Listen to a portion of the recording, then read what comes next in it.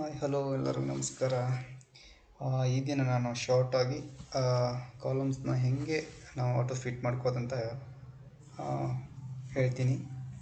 So ಏನಿಲ್ಲ, just ಇವಾಗ ನಾನು ಯಾವುದೋ ಒಂದು ಡಾಟಾನ ತೊಗೋತೀನಿ, ಇಲ್ಲಿ ಕಾಪಿ ಪೇಸ್ಟ್ ಮಾಡ್ತೀನಿ. ಓಕೆ, ಈ ಥರ ಬಂದಾಗ ನಾವೆಲ್ಲ ಏನು ಮಾಡ್ತೀವಿ ಅಂದರೆ ಲೈಕ್ ದ್ಯಾಟ್ ಅಡ್ಜಸ್ಟ್ ಮಾಡ್ಕೋತೀವಿ. ಸೊ ಅದು ಬೇಡ, ಪ್ರತಿಯೊಂದು ಕಾಲಮ್ ಮಾಡೋಕ್ಕೂ ಆಗಲ್ಲ. ಸೊ ನಾವು ಒಂದು ಶಾರ್ಟ್ಕಟ್ ಫಾರ್ಮುಲಾ ಹೇಳ್ತೀನಿ. ಏನಿಲ್ಲ, ಜಸ್ಟು ನೀವು ಓಕೆ ರೈಟ್ ಸೈಡ್ ಕ್ಲಿಕ್ ಮಾಡ್ಕೊಂಡು ವೀಕ್ ಕೋಡಲ್ಲಿ ಹೋಗಿಬಿಟ್ಟು, ಓಕೆನಾ, ಇಲ್ಲಿ ಜನರಲ್ ಇದ್ದಲ್ಲಿ ವರ್ಕ್ ಶೀಟ್ನ ನಾನು ತಗೋತೀನಿ. ಓಕೆನಾ, ಅಲ್ಲಿ ಕ್ಲಿಕ್ ಮಾಡಿ. ಸೊ ಅಲ್ಲಿ ಕ್ಲಿಕ್ ಮಾಡಿಬಿಟ್ಟು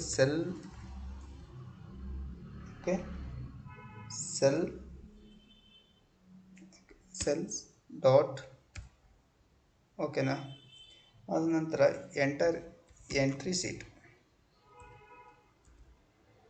ಎಂಟ್ರಿ ಕಾಲಮ್ನ ಕ್ಲಿಕ್ ಮಾಡ್ಕೊಳ್ಳಿ. ಎಂಟ್ರಿ ಹೊಡೆದ್ರ ಆನಂತರ ಮತ್ತೆ ಡಾಟ್ ಕೊಟ್ಟು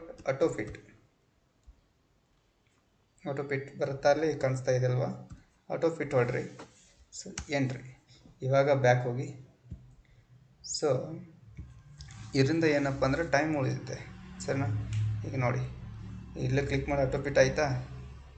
ಈಗ ನೋಡಿ, ನಾನು ಹೆಸರು ಹಾಕ್ತೀನಿ, ಮಹೇಶ್ ಮಡಿವಾಳರ್.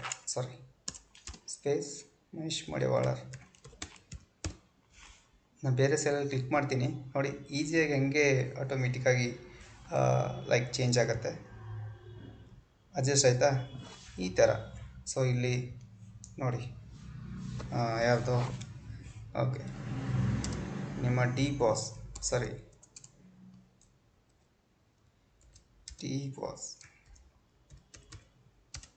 ದರ್ಶನ್,